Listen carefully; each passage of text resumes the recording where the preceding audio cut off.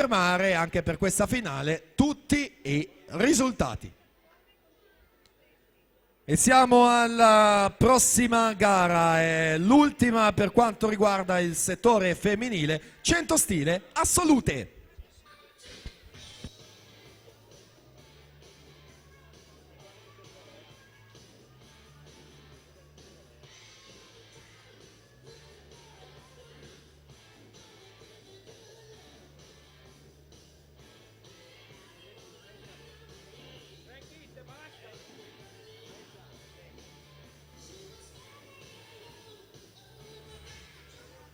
Alla 1 nuoterà per la Serbia, lane 1 representing Serbia, Dusica Babic.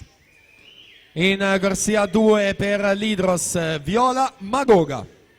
Corsia 3 per il Montebelluna Nuoto, Vittoria Grotto. Alla 4 Concetta Peroni, Idros. Corsia 5 Giulia Raccagna, Centro Nuoto Le Bandie. In corsia 6 Agata Maria Ambler, stile libero. Lane 7 representing Serbia, Tara Kulibrk. Corsia 8 per lo stile libero, Giovanna Minto.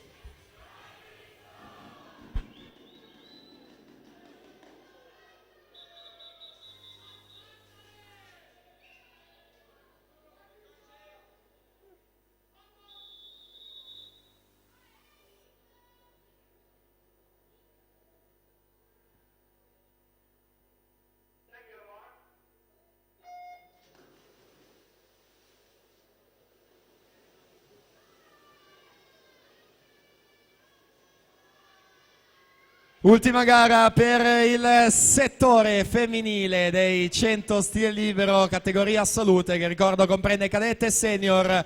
Corsia 4 la Perroni per l'Idros, ha ottenuto il miglior tempo questa mattina nelle batterie. Vediamo il passaggio ai 50 metri, Viola Magoga 27,14, poi proprio la Perroni 27,85, Vittoria Grotto in terza posizione con 27,90.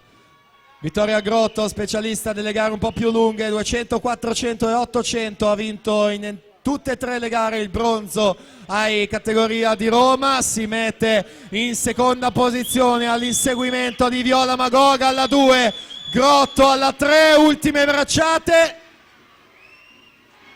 Vittoria Grotto, e dunque rimonta completata negli ultimissimi metri per 3 centesimi e davanti, 57,66, scende in seconda posizione Viola Magoga, 57,69, Concetta Perroni terza, 57,93, tutto già ufficiale.